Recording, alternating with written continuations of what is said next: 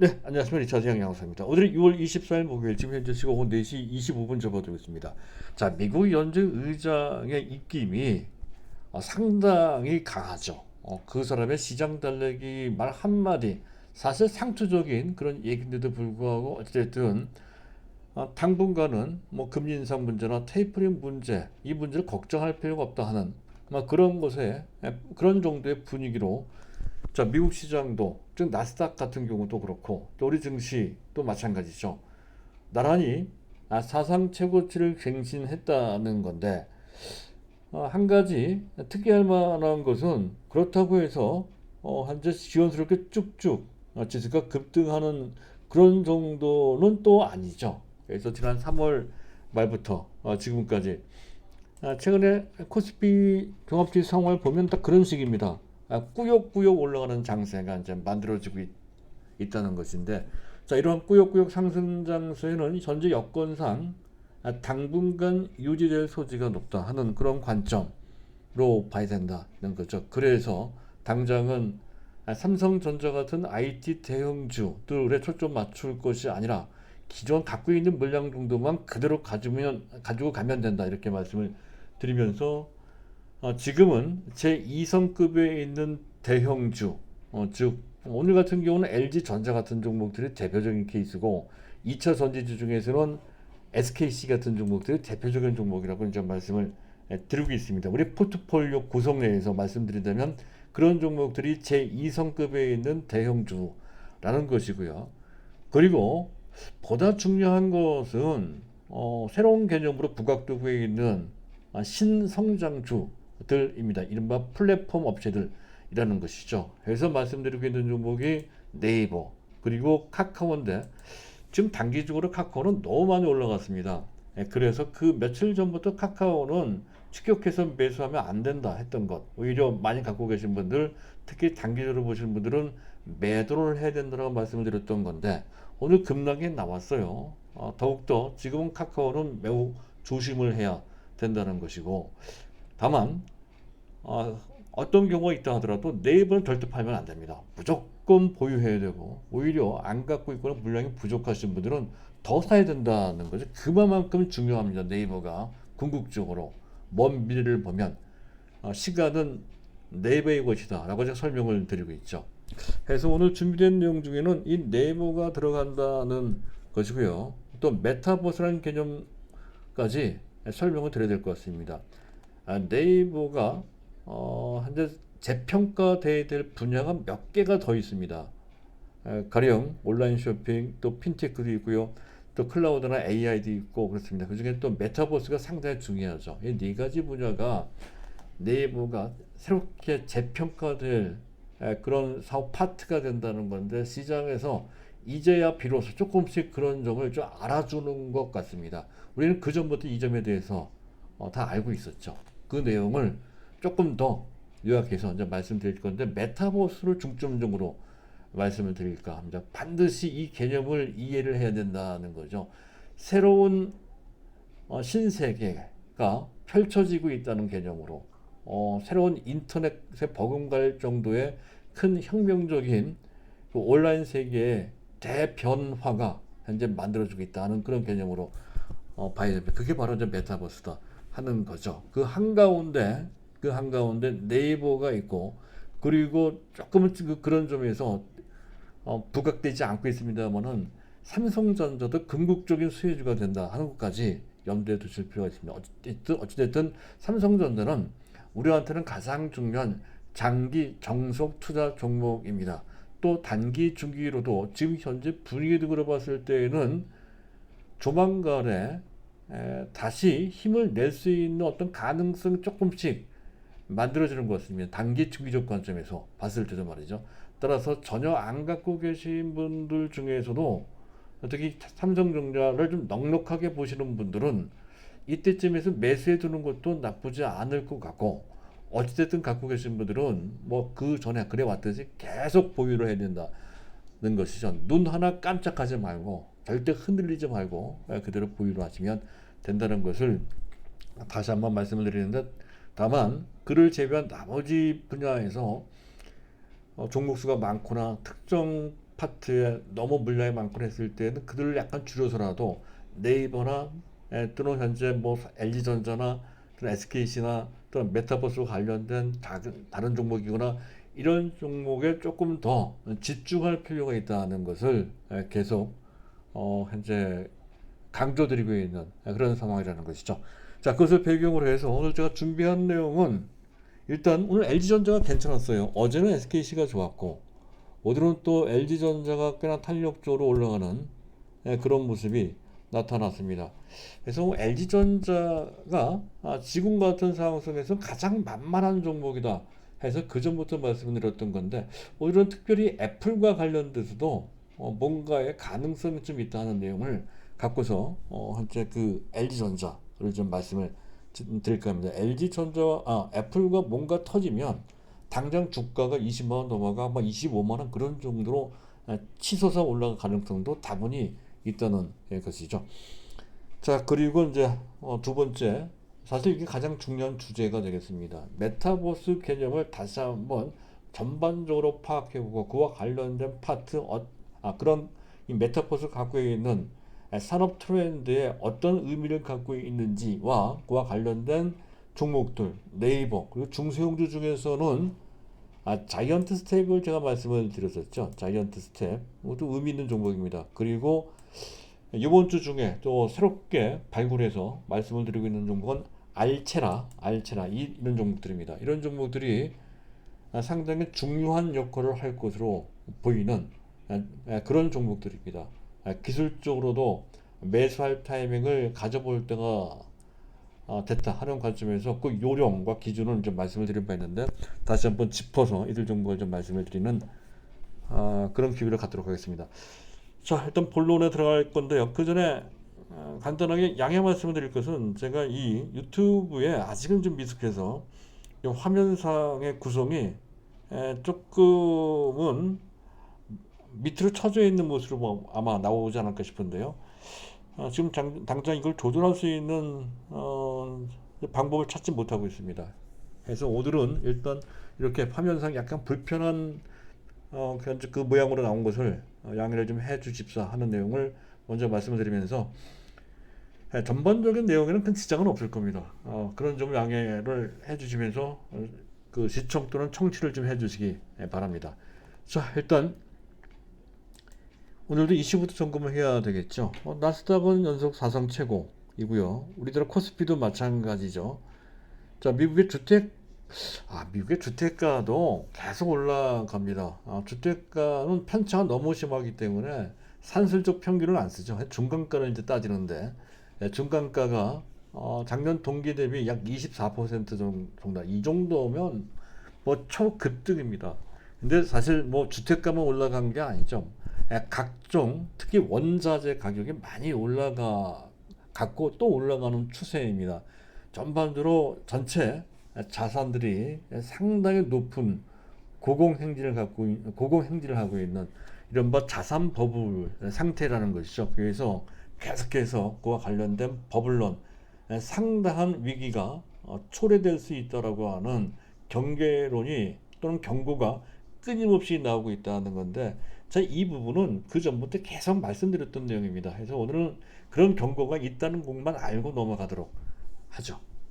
그리고 기본적으로 그와 관련돼서 한 가지만 더 말씀드리면 연준 입장은 그 어떠한 논란에도 불구하고 지금 현재 일고 있는 버블을 어느 정도 요인하고 있다는 거고요. 또 기본적으로 그들은 통제가 가능하다고 보고 있다는 것이죠. 따라서 이런 입장이 있다고 한다면 당장 이와 관련된 어떠한 정책적 변화는 없을 것이다 라고 자신 있게 보시면 될 것 같습니다. 자, 시장을 점검해 보도록 하죠. 일단 그 전에 미국채 10년물짜리가 1.4919% 여전히 비교적 1.5% 아래로 내려와 있어서 일단 안정돼 가고 있는 것으로 볼 수 있는 그런 모습인데, 반해서 지금 외환 시장은 좀 달라요. 달러 인덱스는 91.80 정도 수준으로 여전히 좀 높은 상태이며, 또 그와 관련해서 WT 원달러 환율은 1134원 90전 1134원 90전입니다. 최근에 급등을 했던 건데 차트를 보시면 금방 알 수 있죠. 최근에 급등을 했던 건데, 하지만 충분히 내려오지 않은 채 전반적으로 높은 상태를 유지하고 있는, 즉 달러 대비 원화 가치가 좀 떨어져 있는 그런 모습으로 약간 경계를 하고 있는 그런 분위기라는 거죠. 이 점에 대해서 체크를 좀 해야 된다는 거고요. 자, 오늘 아시아 주변 증시는 나쁘지 않습니다. 나스닥 선물도 일본 증시도 비교적 양호했다는 거고요. 수급상 특징이 좀 있죠. 일단 자막을 지어놓고 테이블을 좀 보면서 말씀을 드릴까 합니다.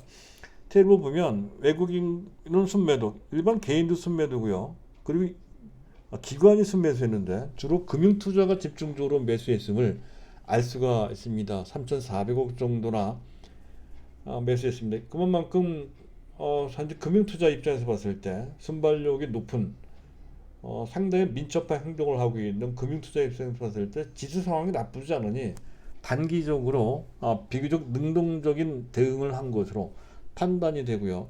그리고 삼성전자에 대한 긍정적인 측면도 여기서 한 가지 발견이 되죠. 금융투자가 오늘 삼성전자를 잔뜩 매수를 했습니다. 보고 계신 화면상에 오른쪽 상단에 있는 막대 그래프가 삼성전자에 대한 금융투자의 수급을 그린 그래프인데요. 장대 양봉이 나왔죠. 그것이 이제 삼성전자를 금융투자에서 이제 적극 매수를 했다는 것을 표시하는 건데, 이것이 추세적인 그들의 스탠스는 아니라 하더라도 일단 삼성전자도 완전히 뒤처지지만 않고 어느 정도 이런 상승세에 합류할 수 있는 그런 흐름이 나올 수 있다는 것. 또 궁극적으로 연말 가기 전 그 어느 때 외국인들 매수와 더불어서 삼성전자가 탄력적으로 올라갈 수 있는 가능성을 조금은 다시 한번 열어준 것이다. 그렇게 판단되는 수급상의 변화라고 할 수가 있겠습니다. 일단 그렇고요. 그리고 연기금이 장중에는 삼성전자 순매수까지 했었는데 막판에 다시 또 매도가 집중되면서 살짝 순매도하는 그런 모습이 나왔다는 건데, 매도 규모는 거의 없습니다. 어떤 연기금도 삼성전자에 대한 태도가 좀 바뀌고 있는 것으로 판단된다 하는 것과, 그리고 베이시스는 계속 마이너스인데 조금씩 줄여나가고 있긴 합니다. 하지만 베이시스가 마이너스라는 얘기는 선물 시장 참가자는 시장을 썩 좋게 보는 것이 아니고 또는 해칭을 한다든가 하는 그런 스탠스를 유지하고 있고, 그리고 현물 시장은 아직까지는 내국인이 주도를 하고 있는 상황이어서 따로따로 시장이 평가되고 있다 하는 거죠. 그래서 이원화가 되고 있다는 것 때문에 역베이시스가 나온다 하는 일종의 왜곡 현상이 나타나고 있다는 건데, 아마 시간 지나면 이 부분은 해소될 것으로 판단이 됩니다. 아직까지는 양쪽 주체가 각각 다른 관점으로 보기 때문에 이렇게 이원화가 펼쳐지고 있다는 건데, 전체적인 기조는 나쁘지가 않습니다. 그런 관점으로 보시면 될 것 같고요. 자, 일단 뭐 시장은 그런 정도. 그리고 이제 주요 주제부터 보도록 하겠습니다. 일단 LG전자부터 봐야 될 것 같습니다. LG전자. 자, LG전자는 일단 차트를 올려놓고 말씀드리는 게 도움이 될 것 같네요. LG전자는 이런 식입니다. 조금 주가 차트 늘려서 좀 보게 되면 아직까지는 뭐 전고점을 충분히 돌파하지 못하고 있는 그런 모습입니다만은, 현재 두 개의 직선이 있죠. 수평선은 일단 지지선, 다중 저점 지지선으로 보시면 될 것 같습니다. 이제 사선이 있죠. 이 사선은 상승 추세선의 하단 부분을 제가 그린 상승 추세선인데요. 지금 상승 추세선상에 살짝 올라서는 그런 모습이 나타납니다. 이런 모습은 현재 단기 기술적으로 좋은 모습이죠.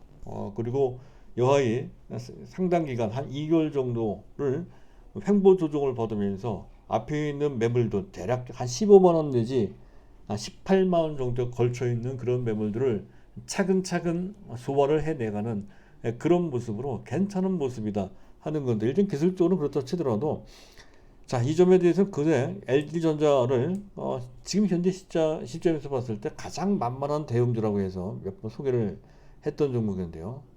바로 그런 거지. 실적은 너무 좋아요. 실적이 너무 좋고, 또 금년 실적 전망뿐만 아니라 내년 실적 전망도 대단히 좋습니다. 그리고 성장성도 생각보다 커요. 그리고 잭팟은 애플과 관련되어 있는 한큐가 있다는 것이고요.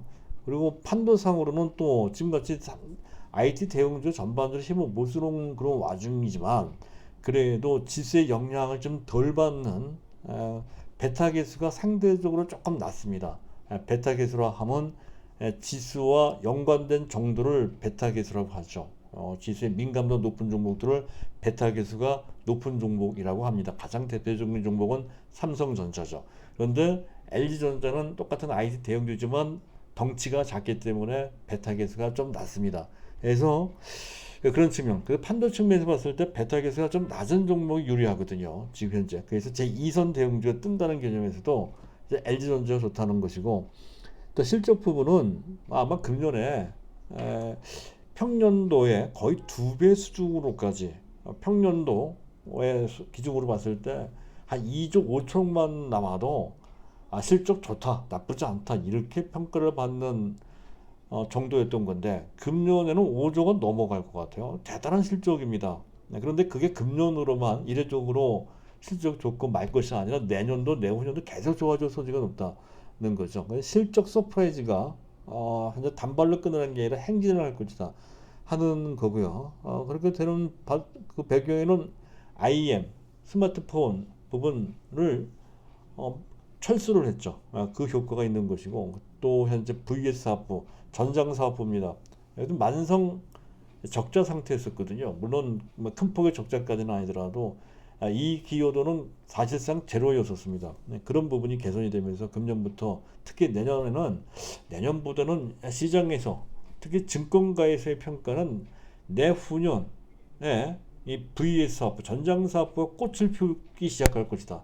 이렇게 예상을 하고 있습니다. 이미 전장 사업에 무려 70조 원이나 수주를 받아놓은 게 있습니다. 이게 내년부터 그게 납품이 되거든요. 내년부터 본격적으로 납품되는 것은 내후년부터 2023년도부터입니다. 그래서 전장 사업부가 이때부터 꽃을 피운단 말이죠. 그래서 실적이 지금 기존에 있는 사업 부분도 상당히 좋은데다가 현재 전장 사업부를 통해서 더 배가 되는 수순이 나온다는 거죠. 바로 그겁니다. 그런 측면. 자, 그래서 또 신가전 스타일러나 신가전 부분도 좋아요. OLED TV도 좋단 말이죠. 그래서 멀티플도 좋아요. 지금 현재 EPS 금년 예상 실적 대비 EPS 주당 순이익은 18,000원 나오는데 주가가 현재 16만 4천원입니다. 근데 9배밖에 안 되잖아요.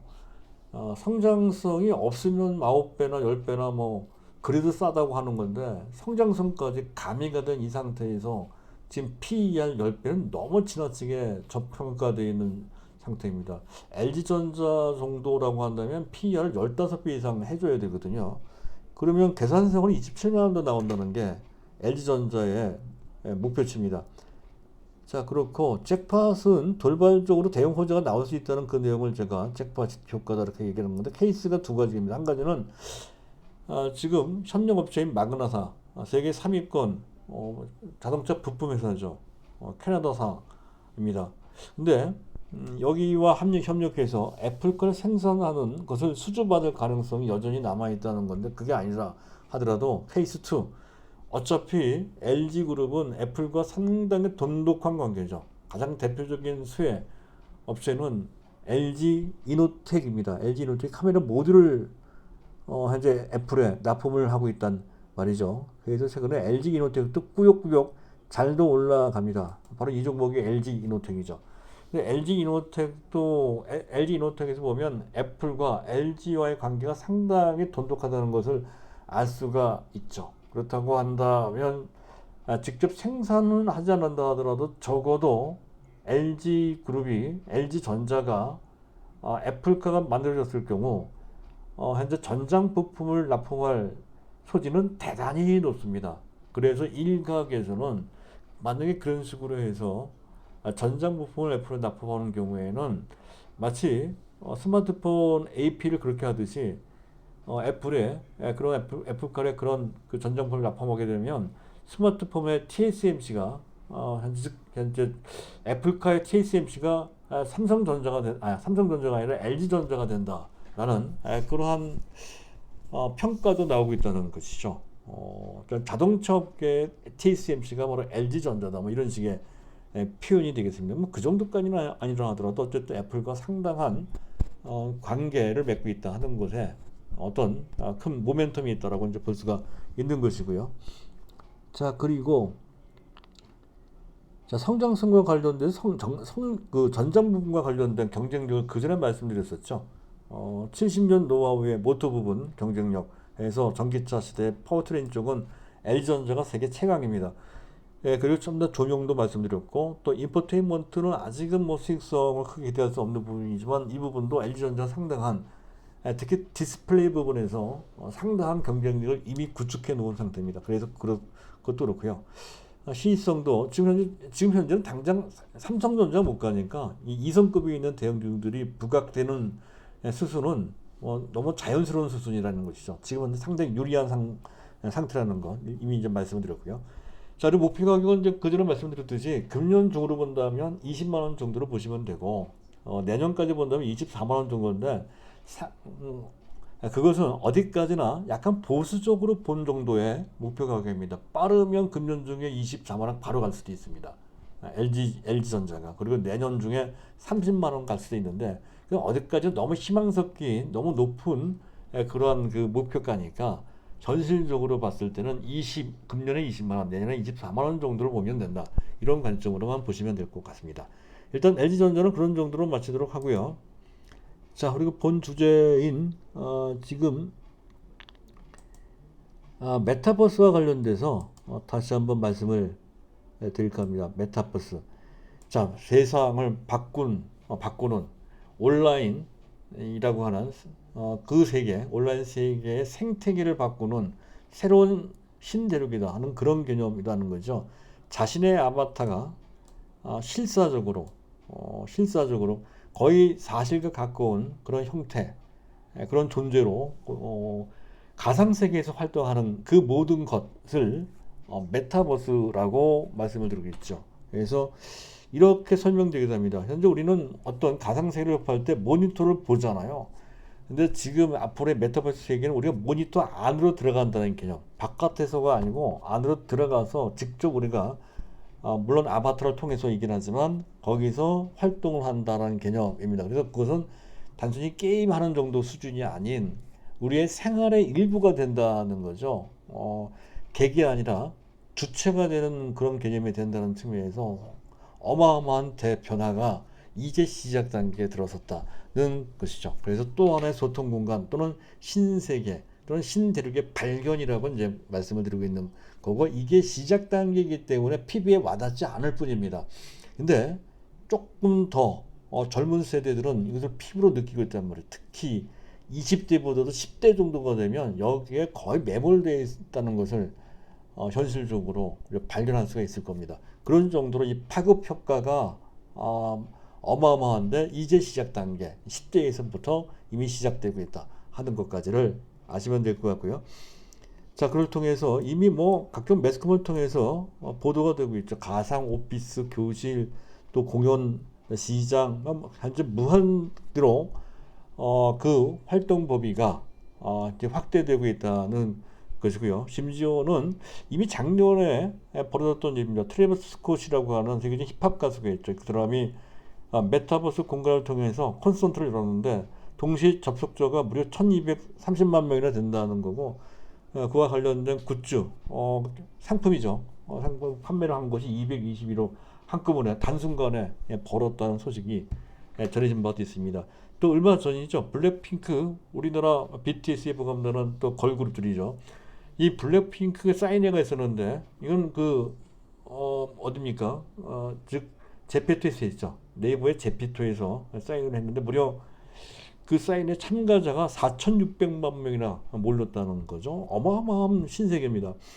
그리고 그뿐만 아니라 발렌티노나 기타 등등의 세계적인 현재 명품 업체들이, 명품 브랜드들이 신제품을 또 메타버스 공간 내에서 공개하기도 하고요. 뭐 이게 사실상 거의 가상 세계로 하지만 실제 세계랑 비슷합니다. 그리고 심지어는 우리나라 뭡니까? 현재 시점에서 이제 메타버스 메타버스 플랫폼 업체 중에서 가장 가입자가 많은 데는 지금 포터나이트는 게임 이름입니다. 게임 이름 내, 그 게임 내에 파티 로얄이라고 하는 파티 로얄 3D SNS가 있습니다. 거기 가입자가 무려 3억 5천만 명이나 된다는 거죠. 바로 그 파티 로얄이 가장 가입자가 현재 메타버스 플랫폼 중에서 가장 많습니다. 그리고 로블록스가 있고요. 그 3위권에 이 그 네이버의 제페토가 있다는 거죠. 네이버의 제페토가 어마어마한 그런 사이즈라는 것이죠. 이미 로블록스 같은 경우에는 지금 가입자 2억 명이 약간 넘어 2억 5천만 명 정도 되는 것 같습니다. 그런 정도인데도 불구하고 이 시가총액이 50조, 60조거든요. 바로 그런 측면에서 제페토는 거의 평가받지 못하고 있습니다. 그 네이버에서 말이죠. 로블록스가 그런 정도 평가받는다고 하면 그러면 제페토 같은 경우에도 단순하게 계산한다 하더라도 적어도 30조 정도의 평가받을 수 있는 정도의 잠재력이 있단 말이죠. 그런데 전혀 평가받지 못하고 있거든요. 하는 그런 부분.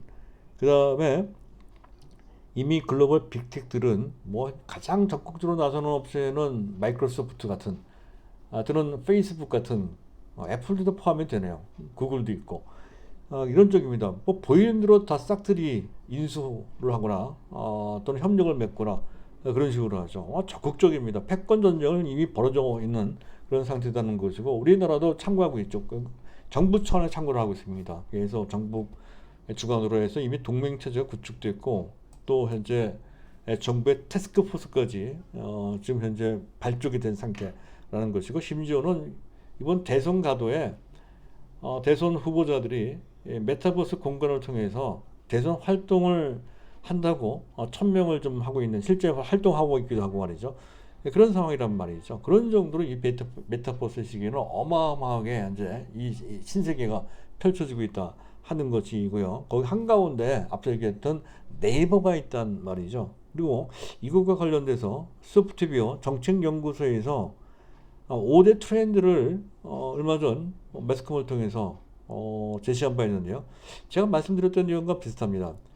게임을 넘어 단순 게임을 넘어 메타버스 경제 생활의 일부라고 말씀드립니다. 메타버스 생활, 메타버스 경제로 진화되고 있는데 그 속도가 굉장히 빠르다는 것이고요. 두 번째, 디바이스 부분이 단순하게 게임 모니터 내에서만 있는 것이 아니고 게임 바깥으로 나와서 많은 디바이스와 연결되고 있다는 건데 지금 당장은 예를 들어서 헤드셋이 있고 또 AR 안경 등이 구상되고 있죠. AR 안경, 헤드셋 이 부분은 삼성전자도 잘할 수 있는 분야고 일부분 하고 있기도 합니다. 그래서 궁극적으로 삼성전자도 메타버스의 수혜 대상이 된다는 거고요. 자, 그리고 디지털 휴먼 또는 버추얼 휴먼이라고 얘기를 할 수 있겠습니다. 가상의 인간, 현실 세계에 있는 이 실질적인 존재 말고도 이 가상 세계에서 인적으로 만들어지는 사람과 같은 실사 인간이 있다는 게 버추얼 휴먼 내지 디지털 휴먼이라고 얘기를 하는데 그 존재가 상당한 역할을 소지가 높고 실제 그것을 구현하는 데 있어서 상당한 역할을 하는 업체가 하나 있죠. 그게 바로 제가 소개해드리는 자이언트 스텝입니다. 그래서 그 자이언트 스텝이 현재 VFX라는 기술을 통해서 현재 버추얼 휴먼을 만들고 있는 그것이 단순히 일시적으로 게임에 활용되는 정도뿐만이 아니고 이 메타버스 공간 전반에 걸쳐서 활용될 소지가 대단히 크다 하는, 그래서 제가 이 현재 그 뭡니까 자이언트 스텝을 강조드리는 건데, 두 번 정도 조정을 받으면 조정 끝에 그 조정을 받는 그 밑단 부분에서 매수 타임을 잡아볼 필요가 있겠다는 것이고, 갖고 계신 분들은 그런데 개의치 말고 그대로 보유하시면 된다라고 말씀드렸죠. 그리고 메타버스라는 이 개념은 단순한 이례적인 단순한 유행이 아닙니다. 어마어마한 트렌드를 갖고 있는 변화라는 것이죠. 굉장히 그 테마의 존속 기간이 길고 테마의 이슈가 순간순간 매 순간 나온다는 거죠.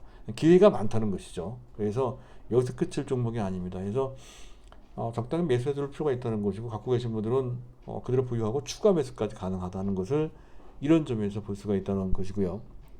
그래서 알치라, 이왕이면 알치라까지 말씀드리겠네요. 알치라는 뭡니까 이 네이버의 제페토의 아바타를 만드는데 3D 아바타를 만든단 말이죠. 3D 아바타를 만드는 데 있어서 얼굴 인식, 사진 한 장만으로 자기 모습을 닮은 아바타를 만들 수 있는 정도의 기술력이 필요합니다. 그 기술을 갖고 있는 데가 바로 알체라라고 하는 업체고요. 이 알체라는 네이버의 자회사격인 스노우가 일대 주주로 있는 업체입니다. 따라서 사실상은 이 알체라는 네이버의 손자 회사격이 된다는 거죠. 그러니만큼 이 알체라의 안면 인식 기술 및 또는 전신 인식 기술이 제페토 3D 아바타를 생성하는데 상당히 중요한 역할을 할 것임을 쉽게 할 수가 있죠. 자명합니다. 그래서 현재 두 종목이 매우 중요한 것 같습니다. 알체나하고 그리고 자이언트 스텝이 말이죠. 그래서 적당한 범위 내에서 이들 종목을 잡아주고, 물론 단기 중기적으로만 보는 종목이긴 하지만 어쨌든 상당히 의미가 있다는 것에서 특별히 더 봐야 될 것 같고요.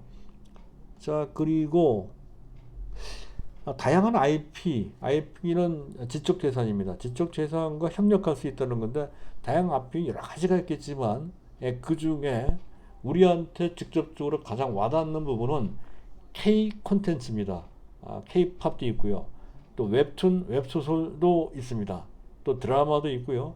영화도 있습니다. 이 K 문화가 엄청 강합니다. 이게 K 컬처인데, 이 K 컬처가 돈 되기 쉬운 가장 적절한 그러한 콘텐츠가 된다, IP가 된다는 거죠. 그래서 우리나라한테 더욱더 유리한 것 같습니다. 그리고 마지막으로 NFT, 대체 불가 토큰이라는 뜻인데, 이거는 무형의 재산 또는 현재 유형이라 하더라도 나눌 수 없는 자산 등을 평가를 하고 그것을 현재 매매를 할 수 있는 그런 수단입니다. 대체 불가 토큰이 말이에요. 가령 어떤 특정 고의 해바라기 그림이라고 한다면 통째로 사는 것은 부담이 되지만 좀 나눠서 사는 것은 가능하죠. 그런 식으로 현실적으로는 그게 불가능하지만 현재 이 메타버스 세계에서 그게 가능합니다. 그런 식의 개념이 바로 대체 불가 토큰이거든요. 이것과 결합되면서 상당한 거래를 할 수 있는, 자산 가격에 매겨지고 또 그 전에 평가받지 못했던 무형의 자산까지, 또 현재 유형 자산이라도 하더라도 나눌 수 있는 그런 개념이 만들어진단 말이죠. 그게 NFT로 가능하다는 것입니다. 그런 변화가 있다는 것이죠. 문제점이 없는 것은 아니지. 연구 과제도 있고요. 그전부터 말씀드렸듯이 아바타가 다수의 아바타, 굉장히 복잡하고 혼란스럽게 갈 수 있다는 것이고, 또 아바타가 활동하는데 여러 가지 부정행위 또는 불법행위를 할 수도 있습니다. 그런 문제. 또 현실과 상당히 섞이는 바람에 혼돈스러울 수 있다는 거죠. 그런 것에 대한 문제점은 분명히 있을 것입니다만, 그것 때문에 이게 결정적으로 끝난다, 이럴 의미는 거의 없죠. 그런 것이 있을 수 있다는 것만 알면 될 것 같고요. 자, 관련 사람은 그전에 말씀드렸던 내용은 거의 같습니다. 디스플레이, 특히 OLED, 또 그래픽 카드, 또 이미지 센스도 관련돼 있을 것 같고, 또 5G 내지 6G, 또 IoT, 또 자율주행 또는 인공지능, 또 클라우드 관련돼 있을 거고요. IP 말씀드렸고, 아까 얘기했던 시각 특수효과, VFX 기술, 그리고 안면 인식 기술이 다 이렇게 다 해당이 되고요. 플랫폼이 가장 중요하죠. 플랫폼. 그리고 궁극적으로는 반도체.